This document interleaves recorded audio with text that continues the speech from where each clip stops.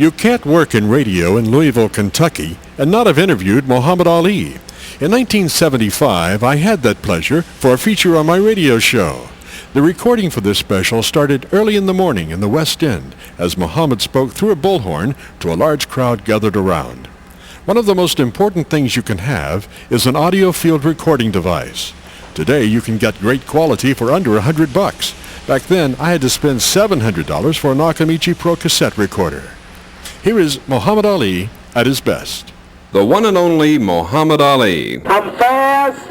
I am fast. I test my speed last night at the Executive Inn Hotel. You know how I test my speed every night? I cut the light off in my bedroom. I cut the light off. I hit the switch. I'm in the bed for the room's dog. That's fast, ain't it, man? That's right. I'm bad. I'm bad for this fight. I'm getting ready for Joe Frazier again. That chump, ugly sucker talking about, still think he can whoop me. I done swell his head up right. And that fool still think he can whoop me. You can't whoop no brother from Louisville if he's bad. There's some bad cats in Louisville. They'll never get a break. A lot of champions. A lot of great people in Louisville, man. Louisville's got ball players, basketball players, mayors, governors, lawyers. Ooh, the sisters is fine. Muhammad, now you're involved with this boxing school in Louisville, and could you tell me how that came about, how the boxing school came about? Miss Ella Brown contacted me, Mayor Harvard Sloan, and told me they'd like to set it up and start it, and I just said okay, and we're working on their idea, and I think it's a good one. We can train children and take some off the street and start programs, try to get the Tomorrow's Champions program back on television, the thing that got me started, and we might inspire more of them to come on and help keep Louisville on the map as far as world boxing is concerned. Do you think, as a child, that you had a rough time when you broke into boxing, or would you like to perhaps maybe ease that trail for other kids coming up now? No, my time wasn't rough. It's rough if you don't like it. Even if it's rough, you're welcome it. If you like, and I like boxing. And I liked it and still do it, and if a kid likes it, it's not really rough. Just get a nice meal a day and get his exercises and stay in good condition, and gives you something to do. And it wasn't really rough. I enjoyed it, and it's much easier now. Kids have more to look forward to, more people behind it, and people like myself to encourage them to go on, so it's not really that rough. If you don't have the talent, if you get hurt and it's rough or you get hit too much, I advise them to quit. The sounds of Louisville's own Muhammad Ali. Muhammad Ali comes out to meet George Foreman, but Foreman starts to retreat. If Foreman goes back in his father, he'll wind up in a ringside seat. Ali swings to the left. Ali swings to the right. Look at Ali carry the fight. George keeps backing, but there's not enough room. It's a matter of time. There Ali loads the boom. Now Ali lands to the right. What a beautiful swing. And the punch lifts Foreman clean out of the ring. George Foreman is still rising, but the referee wears a frown, for he can't start counting till Foreman comes down. Now George Foreman disappears from view. The crowd is getting frantic, but our radar station self picked him up. He's somewhere over the Atlantic. Who would have dreamed when they came to the fight that they witnessed the launching of a spook satellite?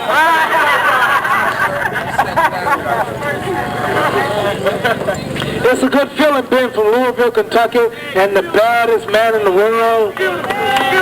I know y'all must feel good when y'all walk around the street. Y'all can say the baddest brother in the world that lives in Louisville. What's it like being a living legend to kids today?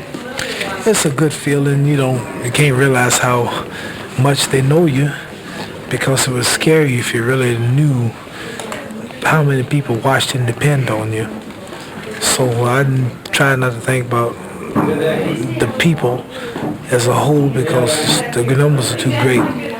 But it's good being popular, but all you want to do is do something that can help other ones, where we realize that we're not going to be here forever, and I want to leave an image or leave something to help other ones, and just don't be greedy with the finance, with the fame, and just go off to yourself. And then when you have to, as they say, you have to come down the same ladder you went up. And you don't want to come down with a bad image. Knowing I'm coming down one day, I'm doing all I can now, cashing in on investing in youth in every way, so that when I retire, I can still hang on the corners and talk to them, and they can say, he was with us when he was on top. He didn't leave us. He didn't put us down. He's a brother, and he's with us. So it's good being popular and being so-called great, a legend, but the main thing is never look down on those who look up to you. Louisville's own Muhammad Ali, humbly talking about his next bout. I will put the ghetto off on him. Right on. So I'm getting ready to go to Malaysia, country called Malaysia, the 6th of next month, the 8th of next month, and fights the 30th of next month. All of you will go out to watch it, because I'm going to do something strange to him. I'm going to do something to him that ain't never been done before. I'm going to do something brand new. I'm going to hit him so hard, y'all going to feel it here in Louisville. I'm fast. I am fast. Look at all these cats out here, man. There's a lot of bad cats just in this crowd. And let's think I can whoop everybody easy. All y'all ladies got bad husbands that give y'all trouble. I could run them out of the house in no time. Sir, just think. I mean, you know, and not only that, but the greatest fighter in the history of all fighting on the record books. Think about that. Not just a bad brother from Louisville, but ranked in the world boxing books as the fastest heavyweight of all time. I'm so fast, I hit you before God gets the news. Hit you so hard, y'all, your kinfolks in Africa. I'm bad, man. Last week, I'm so bad, I wrestled an alligator, I tussled with a whale, I handcuffed lightning, throw thunder in jail. That's bad, man. That's bad. Well, now you have your next bout coming up, and you don't seem too concerned about that. And after that, are there going to be more? Are you going to be looking maybe after towards... Joe Bugner in Malaysia, Joe Frazier probably in Cairo, Egypt, or the Philippines. After Joe Frazier's probably George Foreman in the new Super Astrodome in New Orleans. A place holds about 93,000. Wow. Big place. So then I want to retire with the crown.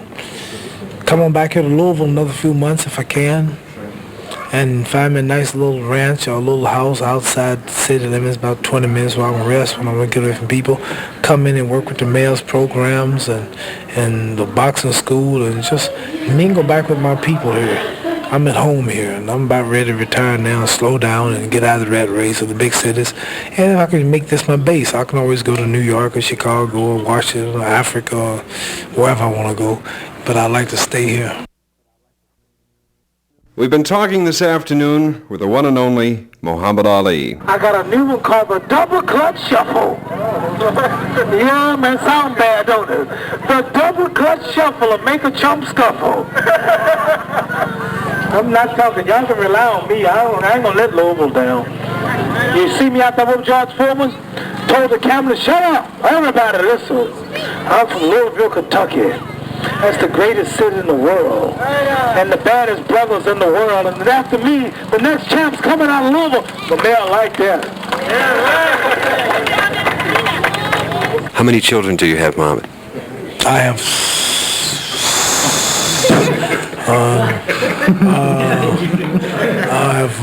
You're funny, boy. Next question. I have 4.